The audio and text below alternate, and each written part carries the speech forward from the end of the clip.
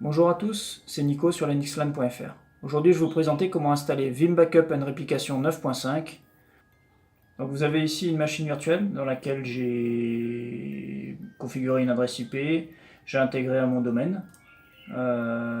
J'ai fait monter le lecteur DVD, enfin le CD-ROM de Vim Backup, et je le lance. C'est une installation assez simple, hein, donc on a des choix sur l'interface principale, on a le choix entre l'installation, la documentation, le training, installer uniquement Vim Backup en application, ou sinon installer Vim Backup Entreprise Manager, ou uniquement à la console.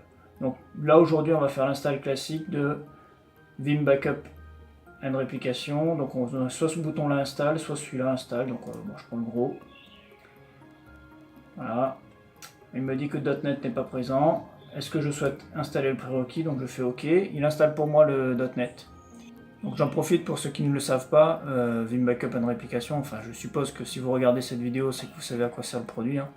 Mais pour ceux qui ne le savent pas, Vim Backup and Replication est un produit qui vous permet de faire des sauvegardes, essentiellement sur la partie machine virtuelle, donc sur la partie virtualisation de machines, et donc sur Hyper-V et VMware, essentiellement.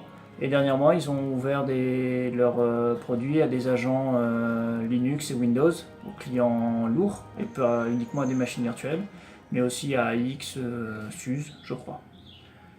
Donc le produit est toujours en cours d'installation, ça prend un certain temps. Donc là, je dois redémarrer ma machine.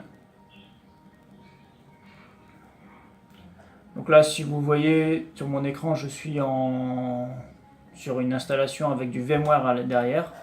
Donc je vais avoir une interconnexion avec mon vCenter. Le vCenter tourne en version 6.5.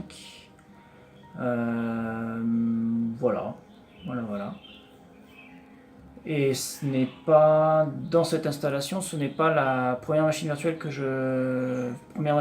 Vim que je fais, car j'ai déjà une première machine qui me permet de sauvegarder déjà mon infrastructure. Et celle-là en fait c'est un proxy, ça s'appelle un proxy Vim, qui va me permettre de réaliser des réplications entre ma machine, enfin mon infrastructure classique et le site distant.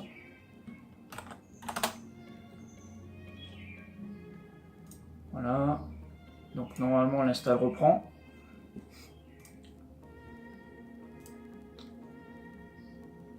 Si ça reprend pas, on va la lancer.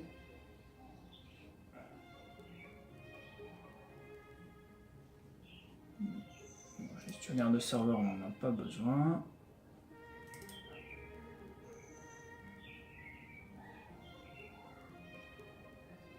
Voilà, donc je suis reparti dans l'install.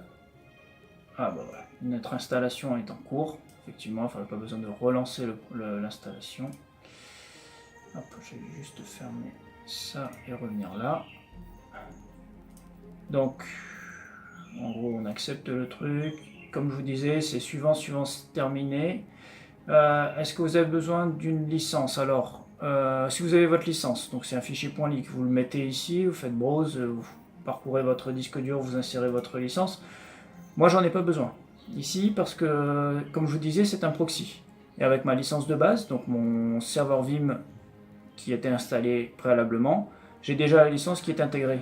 Donc du coup, ici, j'ai pas besoin de la licence. Donc je vais juste faire Next. Je fais, je mets le tout, hein. Vim Backup and Replication, le catalogue, le backup console, voilà, je mets ensemble. Donc il me manque des éléments, mais là pas de panique, il n'y a rien à faire. Il suffit juste de cliquer sur le bouton install. Donc il va installer toute la partie SQL. Ok, donc là c'est bon. Non, bon, là on laisse tout par défaut. Hein. Il n'y a rien à dire là-dessus. Donc il installe SQL. Voilà, l'installation est finie. J'ai un peu, je l'ai avancé, j'ai fait un avance rapide là-dessus. Faites finish. Votre logiciel est installé. Vous voyez ici Vim Backup and Replication. La console. Alors, je vous conseille quand même de redémarrer le serveur